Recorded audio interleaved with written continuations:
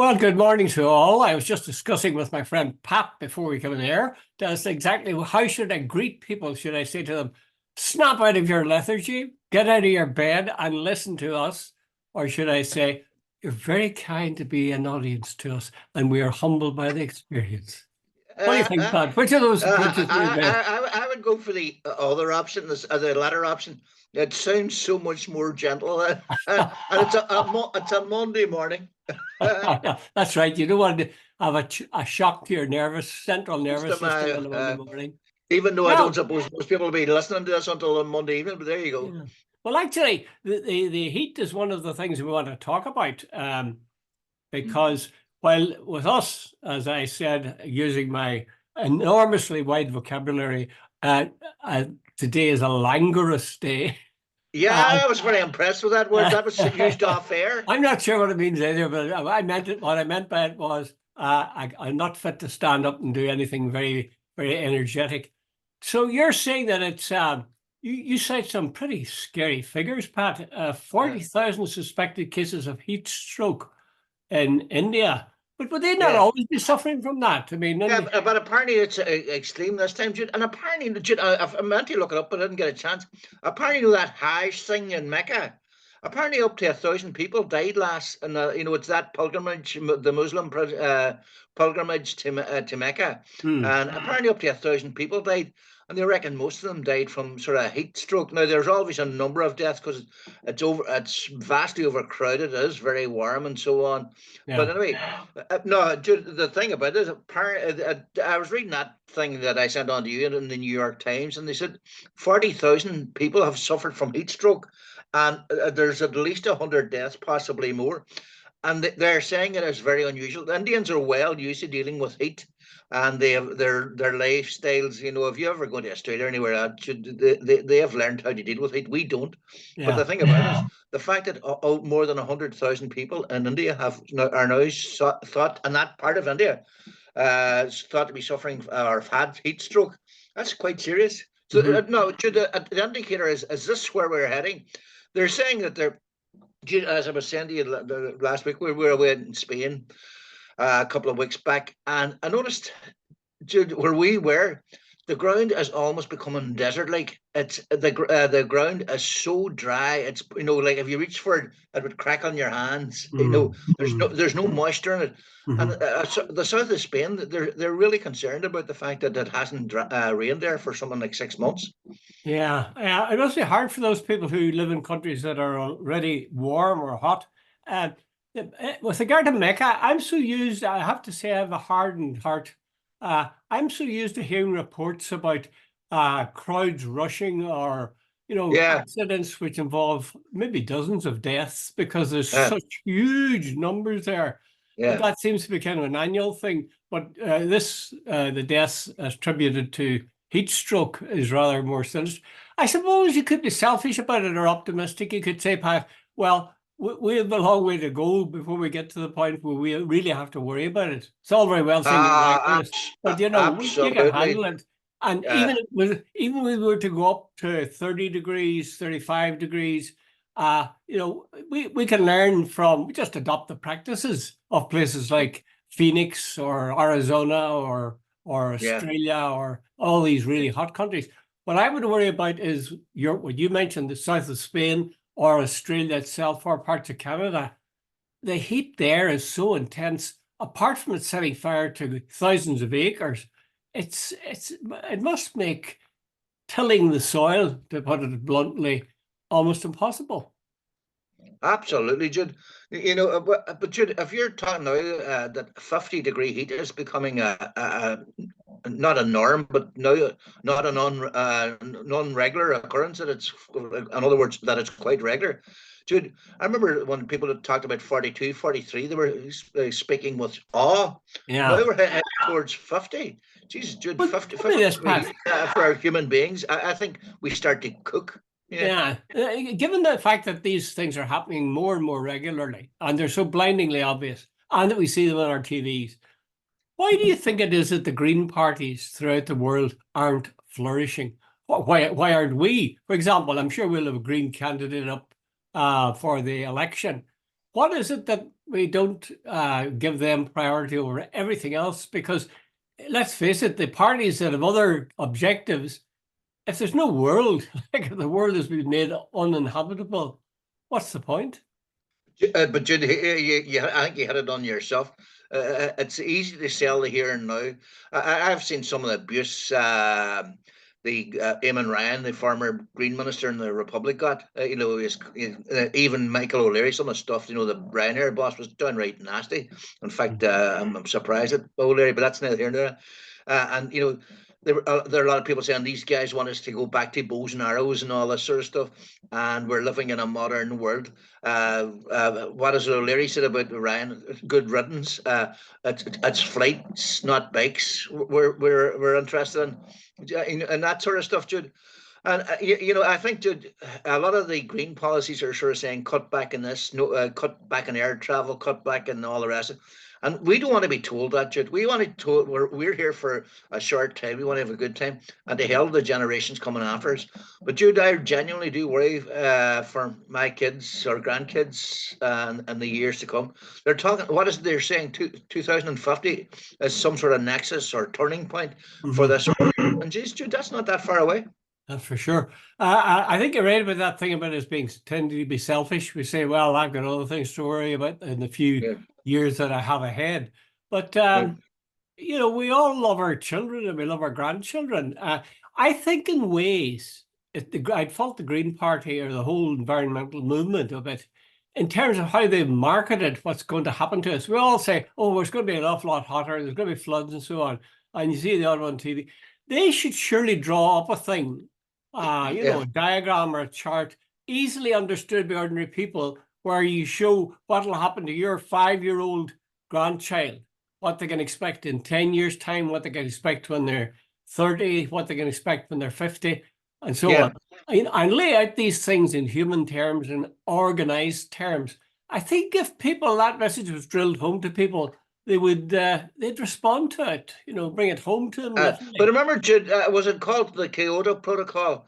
I remember George Bush, when he got elected, the first thing he was to pull the United States out of it, and so on. And Trump berates and ridicules the Green movement and all the rest of it, and so on.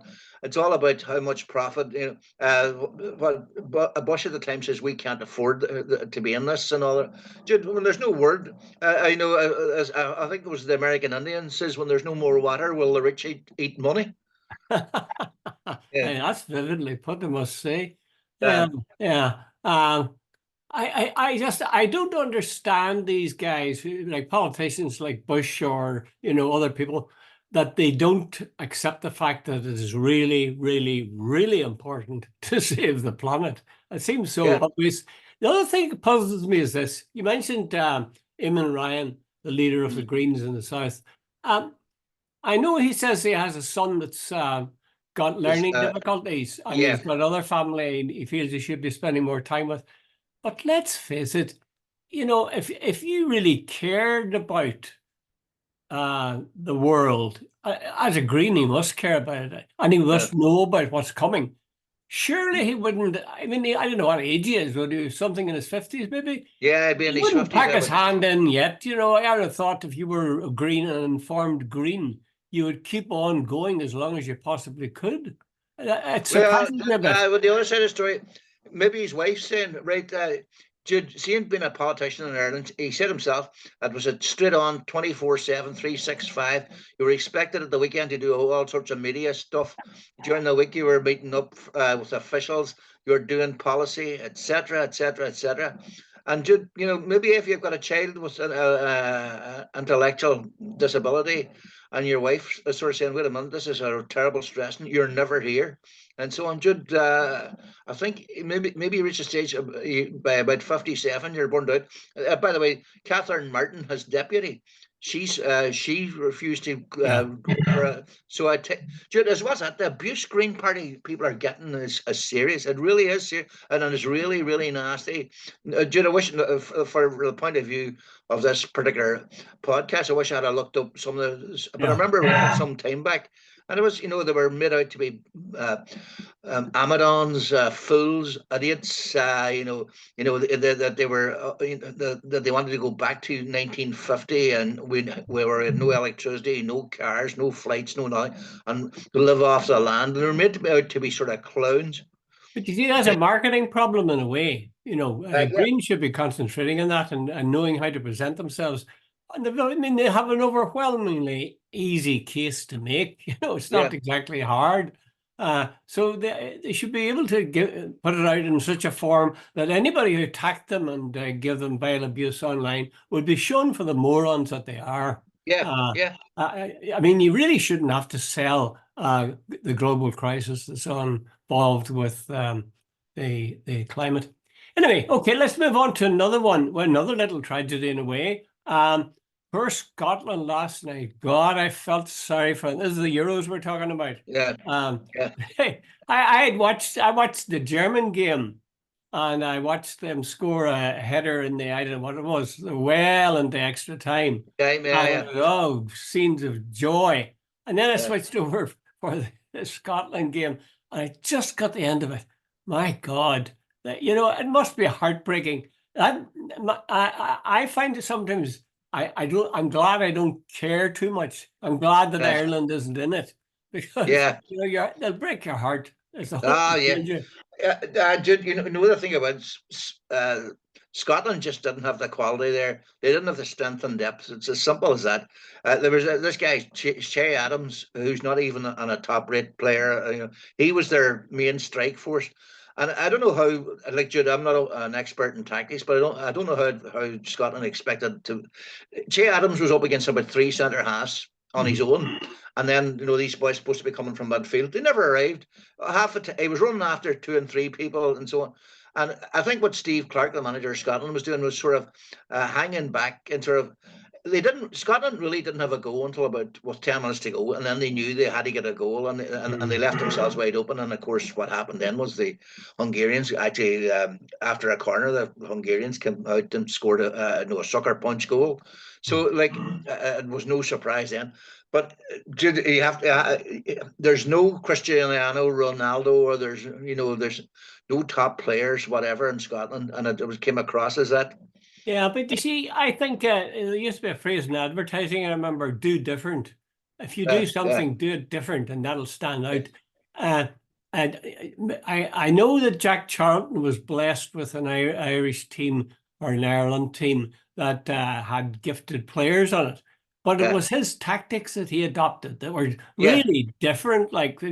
Everybody felt that you don't play that way in international football, but it worked. So totally. that's one of the things I find about football now.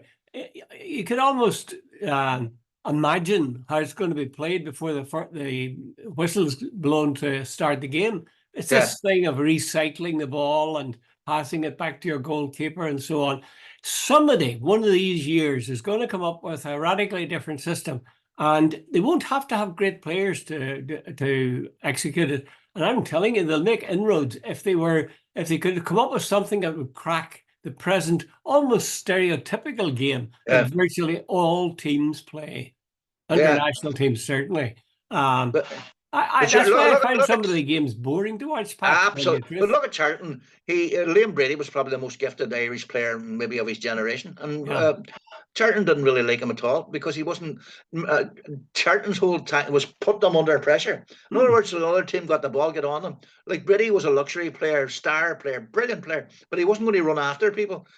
Charlton changed all that, and by God, he got some results, didn't he? Yeah. And again, there are people like, who was it, objected that this was ugly football and so on. But Eamon Dunphy. In the end, you want your team to win. Eamon Dunphy made a career out of that. Yeah.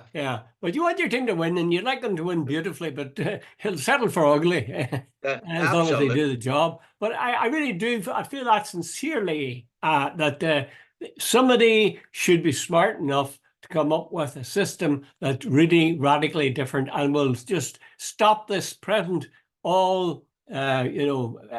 every team's system dead in its tracks, because they won't know what to do if they're faced with it.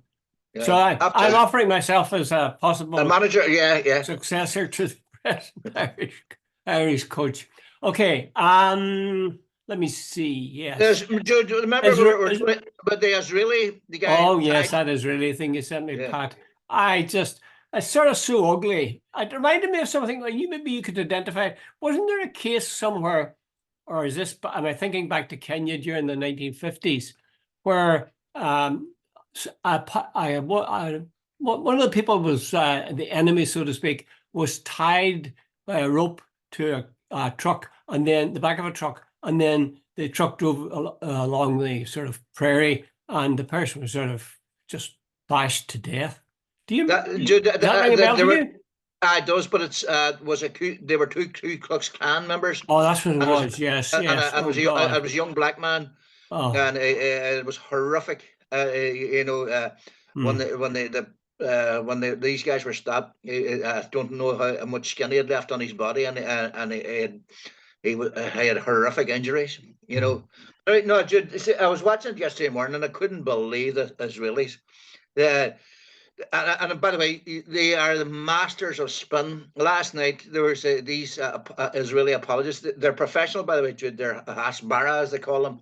They're now on. There's about 5-7 of them on Twitter full time. They don't seem to do anything else. And they said basically Israel they had arrested these 3 other guys, and they were on the truck. So the only place they could put your man was on the top of the truck, and so on.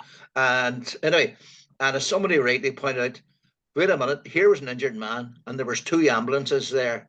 Jude, I can't remember her first name, but her name is Albanese. She's the UN Special Rapporteur.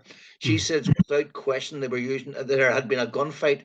They were using this young Palestinian who was injured, and there was blood on the bonnet. You could see clearly the blood on the bonnet, and I think that he was seriously injured. They tied him on the front. They were using him as a human shield to get out of there, because I think one of their own people had been injured. But the Israelis are lying sods. They have lied non-stop propaganda-wise. They say, first of all, they didn't attack hospitals. They did. They said they didn't attack food convoys. They did. Yeah, they remember before the conflict, there was a Al Jazeera journalist, a woman, shot dead while reporting. Yeah. They said she got caught in crossfire. They muddy the waters all the time. They denied it, of course. They said, no, there was a firefight, and we don't know who killed her. And then about a year later, they admitted they did kill her. But that stage. And then, Jude, there was a famous case of a young fella, Palestinian, who was actually handcuffed, lying on the ground. And an Israeli soldier murdered him. And the Israeli soldier was served less than 6 months in jail for it. Yeah, well, we've lots of experience of that here. Yeah, exactly.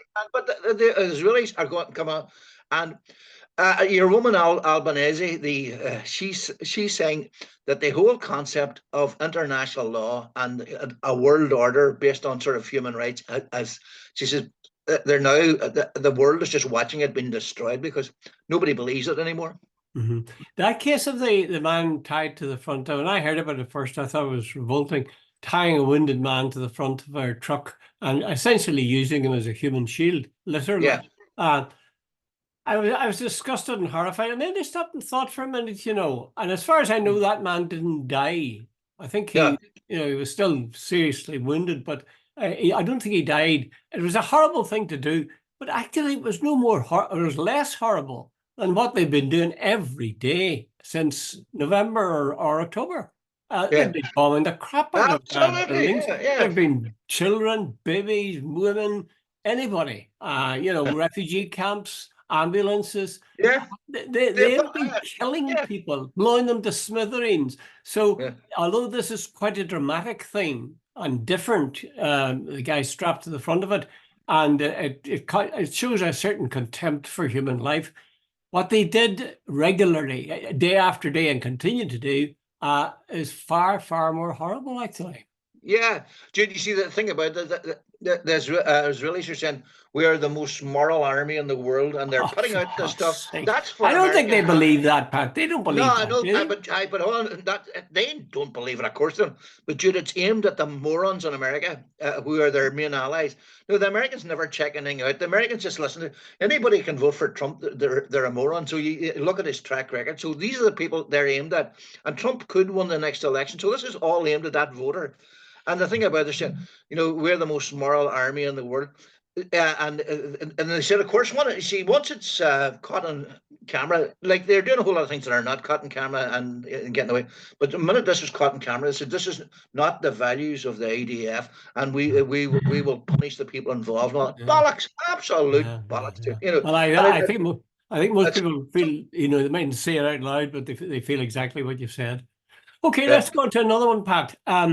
This legacy, I don't quite understand what it is. This legacy body they're recruiting people for. All I notice is that the head of it, I think, is Sir Declan Morgan, the yeah. former St. Colum's boy, St. Colum's College Derry, that is. And Peter Sheridan is the former assistant chief constable, wasn't he, in the RUC? No, well, he might have been. He was in Derry for a while. I met him in Derry He years was. ago. He's from Fermanagh or somewhere like that. Yeah, And he works on Cooperation Ireland or something now. But they're both clearly, the background is Catholic and I suppose nationalist, you could say. But I must say, I think it's sort of cynical almost that those people have been put into those jobs yeah, for this body. It's to give respectability to it, to give make it more difficult for many of the people affected to complain about the composition of the body. But I don't think it's working actually. I think an awful lot of people are saying, this isn't the answer to what we wanted. The bloody bill that they passed forbidding us to bring cases we have never been dealt with. It's just immoral. It's more than immoral. It's scandalous. yeah. How do you even where do you start with this one, Jude? Every party in Northern Ireland, it's the one thing there was unity on. The DUP, the TUV, SDLP, Sinn Féin, you name it, everybody was against this. And we all know what this is about. And this is not about justice or fair play or anything. It's to protect the agents of the state and to protect the intelligence services. Because if had there been proper inquests, proper follow-up procedure, they would find that the British intelligence and how far up it goes would be very interesting as well, right? Mm. Possibly up as far as 10 So we Downing all Street. know, Pat, we know that. We know it goes into Downing Street. Exactly. There were murders were sanctioned. There were intelligence guys working with the UVF and the UDA up to their eyeballs. Mm. There was remember the shoot to kill policy. There was targeting going on. There was passing of intelligence. There was everything under the sun. And the reason the Brits don't want any of that out is because they would be exposed to the world as their dirty tricks and the hypocrisy for which they sent out to the world that they were honest brokers, and really the big problem was the IRA. Well, you see, Pat, it's kind of like that guy strapped to the front of that Israeli truck. It's horrible when you think about it, and it's horrible as you've described it. But it's always been that way from the very beginning of the Troubles. Every move was made to block any inquiry. And we know virtually no British soldier served time in prison. I mean, there may have been one or two instances where they served a year or two. But that was Jude, I could cut you across. As far as I remember, a certain Republican I know sent me this thing. I asked him one time, he says, if you check it out, not one British soldier served more than 2 years. In fact, most of them, and nearly all of them, served a hell of a lot less, including for murder or for death. And there wasn't too many of those either. No, and most of them were allowed to rejoin their regiments. Sometimes with promotion. With promotion, yeah. That's a fact. And it's worth checking out. Yeah, I think we should remember that and, put what's happening now, this legacy body, in that context. I mean, what do you expect from a pig but a grunt, as they say? Yeah. Did you watch, Pat? I know this is moving on a bit, but did you watch the leaders' debate last night by any chance on UTV? No, I didn't. I was watching the football. Well, I was sort of in between them. it was kind of interesting because Alliance would say, we shouldn't be dwelling on the past. We should be looking at bread and butter issues. And there's a part of me that agrees with that. I'm a bit cynical. I don't think I'll ever get the truth out of the British because it'll be too costly, too scandalous what it would reveal. So I would personally, I'd try to use my energy somewhere else. And that to that extent, Alliance has got a point saying, we should be concentrating on the future, etc. But they were talking about a united Ireland and a border poll. And your man, what's his name, Robinson, he said, Gavin Robinson. Yeah, he said that, Irish unity, the support for Irish unity hadn't moved 1 inch over the last 25 years. That's not actually true, but it didn't prevent him saying it. And yet, we were told that, oh God, if you arrange these terms of trade, then in no time at all we'll go from an economic united Ireland to a politically united Ireland. It's a bit strange. I just think, and I'd be interested to hear what you think about it. I believe that nationalists and Republicans have a really strong advantage, one big advantage that unionists don't have. And that is what nationalists and Republicans can point to is that the other part of the state, which would make a new Ireland, that is to say the south of Ireland, is a model of prosperity. I know it's got its problems, but it's a model of prosperity and organization and tolerance and so on. So the people who are pushing for united Ireland can point to that and say, listen, we can use this. This is the kind of thing we can develop ourselves if we become one state. Whereas unionism, they say, oh, here's the argument for the union. Oh, geez, look, we can't do trade. The economics are going to hell. We've got better sort of blaming of people. We've got attacks on immigrants and so on. Not that that's not confined to them, but it's let's say that the rest of the UK is in a lot worse shape than the rest of Ireland is. Yeah, absolutely. By the way, first things first, unless you and I are morons. Don't even raise that question, Pat. Don't answer that. But I presume that if you vote for Sinn Féin and you vote for the SDLP, that you're in favour of the concept of a united Ireland. You're a nationalist, right? There's been significant change in the numbers voting for Sinn Féin and the SDLP. They are now more than the unionists, than vote unionists. So there's an indicator. Secondly, there's been no big debate, and a sort of official debate. There's been a lot of discussion under the radar. There's been more talk about it in media and in political circles, but there hasn't been a sort of structured debate, official debate. Yeah. See when it all when it kicks off, that there's going to be a vote for Irish unity. That's when people will really get engaged. I think Gavin Robinson and people like him are in denial, total denial. Jude, the tide has turned totally. And Jude, here, we have said this a million times, but let's say it again. See, before Brexit, I definitely detected the whole thing about a united Ireland had sort of gone off the boil fair, but because we were part of Europe, we were regional in Europe, the same, Britain was the same, and so on. People had sort of accepted the fact that, hey, there's no such thing anymore as Britain having a big role here, and we can vote for however we want. We can have Irish language streets. There's no discriminating houses and jobs and all the rest. And then what does the DUP and they go for Little England, the English nationalists? They'll bring it, and suddenly we are outside of Europe. We're cut off, or an attempt to cut us off on our neighbours in the south. We're cut us off from Europe, and it's back to Little England of the 1940s with the flags and all. And this is what the DUP were at. Due to the fact that it blew up on them and it sort of absolutely lit a fire on the nationalists, and they said even the most, we'll call them the comfortable Catholics, even the comfortable Catholics were uncomfortable. They didn't like us. So Jude, Gavin Robinson might like to dream on that nothing's changed, But in my humble opinion, and I am of that community, and I'm in Derry, at least 5, 7 times a week, despite the fact that I live in Donegal. All my basically these days, my acquaintances are in Derry, and when I talk to my friends and have a cup of coffee on, Jude, a United Ireland is very much on the agenda. Well, he says that the nationalist vote hasn't increased dramatically, and I think there's some truth in that. But what he hasn't taken into account is that the unionist vote, the vote for the DUP, has gone down by about 10% over a period Yeah, there. yeah. So that's something he has to wrestle with and accept. I want a prediction from you, Pat. What's this election going to look like? How is Gavin Robinson going to hold a seat?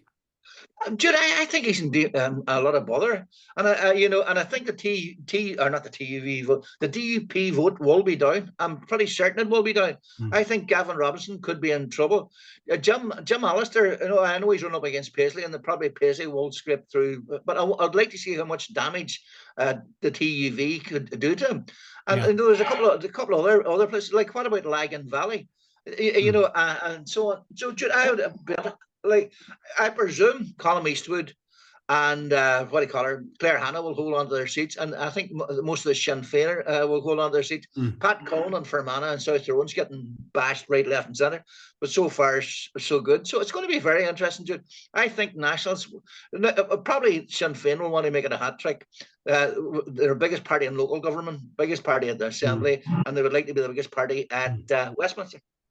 Well, the key question, I think, the most important constituency will be East Belfast, and not debate last night, which I saw between the leaders or candidates, among them being John Finucane and some others. But two of the people that were on and were sparring or making their case was the leader of the Alliance Party, Naomi Long, and Gavin Robinson, who's her rival there. Maybe I'm being prejudiced, but I thought that Naomi Long was streets ahead of him in terms of how she presented her case. He looked awkward. I thought he looked awkward. I heard somebody saying that today, I think it was on the Nolan show, that the memorable things from that debate was Gavin Robinson talking about Northern Ireland being yanked out of the UK like somebody having a limb amputated, and how that's such a vivid metaphor that you can't help but remember it. But I don't think that really cuts too much mustard. It looked like a pre-prepared quip on his part. And overall, I mean, I've always respected Naomi Long in this way. She's brilliant. She's a very, very clear talker. And the wind is with Alliance now. There's no doubt about it. Don't forget, Jeffrey Donaldson will be having his court appearance about a day before the election. Now, but that shouldn't be a factor, maybe, but it is. It will be. But Jude, I don't know. Did you see the View on Thursday night? And Gavin Robinson was on with Mark Carruthers, and Mark Carruthers absolutely destroyed him. In fact, Robinson tried to do this. Oh, Mark, you're informed tonight. You're totally negative, and that's not what we're getting on the doors. It was bollocks, absolute rubbish. Jude, he couldn't answer the questions, and then he resorted to try and sort of say, "Oh, you're having a go here," and all the rest. Dude, see, when they started having a go at the interviewer, rather than answering the questions, they're on the defensive. And he was, Mark Carruthers surgically scalped him, if you know what I mean. Oh, well, it was sort of shooting fish in the barrel. I don't think I really don't think he has leadership qualities. Maybe I don't think he can think on his feet. Jeffrey, no matter what, people say this, but his appearance is, it's more gangly and less sort of strong and upright, and he tends to be slightly slouched. I know that shouldn't matter, but it does. For example, but it's like a bit like Simon Harris, but maybe Harris will go to. Every time I see Harris on, I'm going, Jesus, he's our Tisha, and there's something about him and maybe it's just me. And the old saying, it shouldn't matter. Right? Remember, Jude, I don't know if we have time for it, but remember about the great debates in America. Remember the first one between Nixon and Kennedy? Yeah. On the radio, everybody thought Nixon had won, but people watching on television thought Kennedy had won, on the basis that on TV. Nixon looked shifty. He hadn't apparently he needed to shave twice a day. And then, of course, the Kennedy campaign, famous one, would you buy a second-hand car from this man? So image and politics is important. Yeah, that's for sure. There's another debate coming up. Now, mentioning presidential debates, Biden and Trump are debating, I think it's sometime inside the next week. And there's going to be a series of these. Now, here's a factor that has been emphasized. There isn't going to be an audience in the studio. It's just going to be the two guys. Who do you think that'll favor? Will that favor Trump or will that favor Biden? No. Jeepers not. Trump is what would you say? He's big into his insults and he feeds off the nastiness in the audience, and he loves that sort of stuff. No, Sleepy Joe and all that sort of stuff where he see when they're and it's all this stuff. He riles up the audience. I think he plays to the morons in the gallery, and it works for him.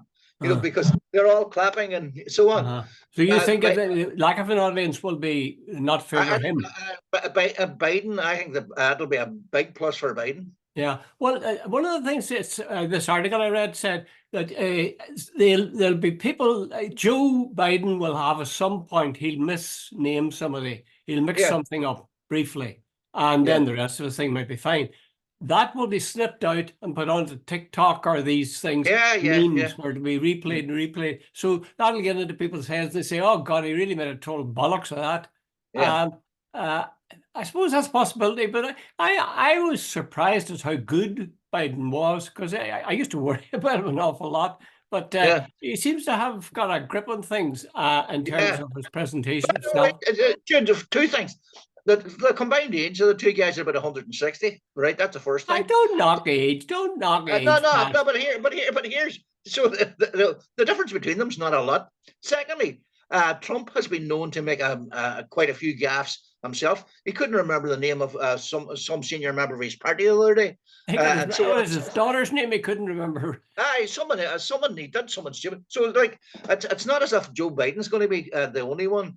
And as well, Jude, as it says something about America, that Donald Trump is still a serious contender. It's unbelievable. Anyway, that's it, Pat. I'm afraid that's all the wisdom we can give people. So what would we recommend for people to drink on a hot day like this? You're a man who's familiar with that. I am not allowed. To be alcoholic?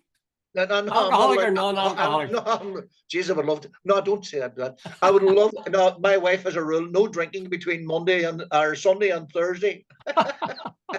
So all I'm confined to is soft drinks. God, you could take her to court for that. That's cruelty beyond belief. Exactly. Monday, Thursday, life's not worth living. Life's not worth living. I'll see you later. Okay, Pat. All right.